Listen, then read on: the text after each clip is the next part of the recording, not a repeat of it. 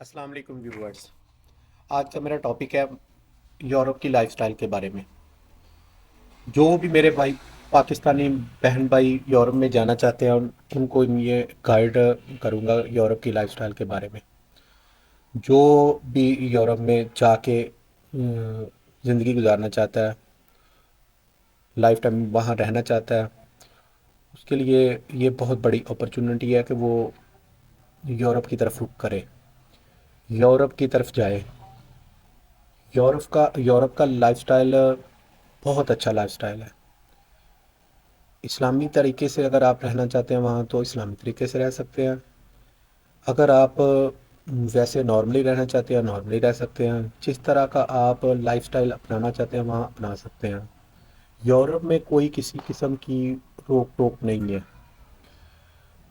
اور یورپ کی لائف بہت اچھی لائف ہے۔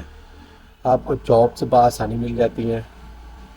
اگر آپ کے پاس نیشنلٹی آ جاتی ہے یا نیشنلٹی ہے تو آپ کے لیے اور کنٹریز بہت اچھی ہیں۔ مثال کے طور پر جرمنی ہے، آسٹریا ہے، سوئٹزرلینڈ ہے، ڈنمارک ہے، نیدرلینڈ ہے۔ اس طرح کی کنٹریز میں بھی آپ کو بہت اچھی فیسلٹیز مل سکتی ہیں۔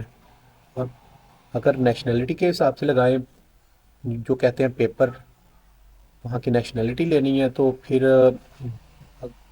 بآسانی نیشنلٹی کے لحاظ سے اٹلی ہے، فرانس ہے، اسپین ہے، اس طرح کی کنٹریز ہیں، پرتگال بھی ہے۔ یورپ میں رہنا کو اتنا بڑی مشکل نہیں ہے۔ یورپ میں آپ جاؤ، اپنی فیملی کے ساتھ رہو، ورک کرو، اسٹڈی کر کے وہاں آپ سیٹل ہو سکتے ہو۔ اور دوسرا سب سے بڑی بات یہ ہے کہ اگر آپ ان لیگل طریقے سے بھی گئے ہو تو وہاں جا کے آپ پہلے اپنے نیشنلٹی کا کرو۔ جب آپ کے پاس نیشنلٹی ہوگی تو آپ آگے بھی سب کچھ کر سکو گے اور لائف ٹائم کے لیے کرو گے۔ اگر آپ جا کے نیشنلٹی کی بجائے پیسوں کے پیچھے پڑ جاتے ہو نا تو پھر آپ کو نیشنلٹی نہیں ملے گی، وہ عارضی پیسے ملیں گے آپ کو۔ اگر جب آپ نیشنلٹی لے لیتے ہو تو پھر آپ کے لیے سب سے بڑی اپرچونٹی یہ ہو جاتی ہے کہ آپ لائف ٹائم وہاں پہ رہ سکتے ہو اور کام بھی کر سکتے ہو، اور آپ کو وہاں ہر طرح کی فیسلٹیز پرووائڈ ہوگی۔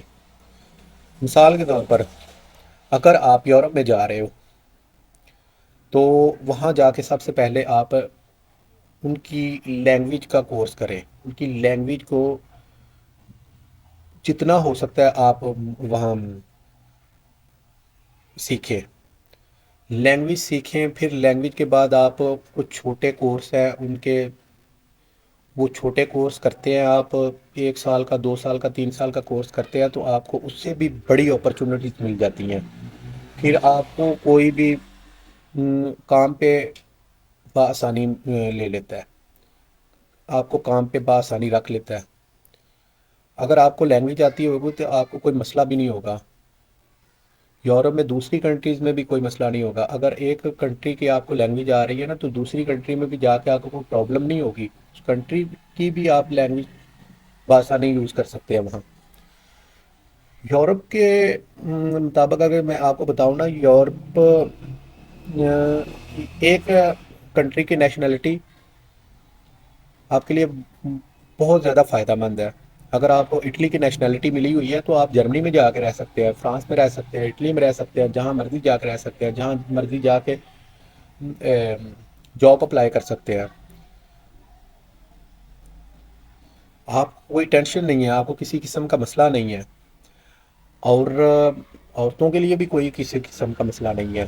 یہ کہتے ہیں نا ادھر کا اس کنٹری کا یہ اس طرح کا ماحول ہے، اس طرح کا ماحول ہے، کوئی ٹینشن نہیں ہے، کسی قسم کی بھی ٹینشن نہیں ہے۔ یار آپ جس طرح کے ماحول کو اپنانا چاہتے ہیں، جس طرح کے ماحول میں آپ رہنا چاہتے ہیں اسی طرح کا آپ کو ماحول ملے گا۔ کوئی زور زبردستی نہیں ہے ادھر، خاص کر لیڈیز کے لیے کوئی زور زبردستی نہیں ہے۔ نہ کوئی آپ کو کوئی ٹچ کر سکتا ہے، نہ آپ کو کوئی تنگ کر سکتا ہے، نہ آپ کو کوئی کسی قسم کا کوئی مسئلہ کا بنا سکتا ہے۔ یہ پاکستان نہیں ہے جو آپ کے ساتھ زبردستی ہو جائے گی اس طرح، یا اس طرح کا کوئی مسئلہ ہو جائے گا۔ یورپ میں اس طرح کا کوئی ایشو ہے ہی نہیں۔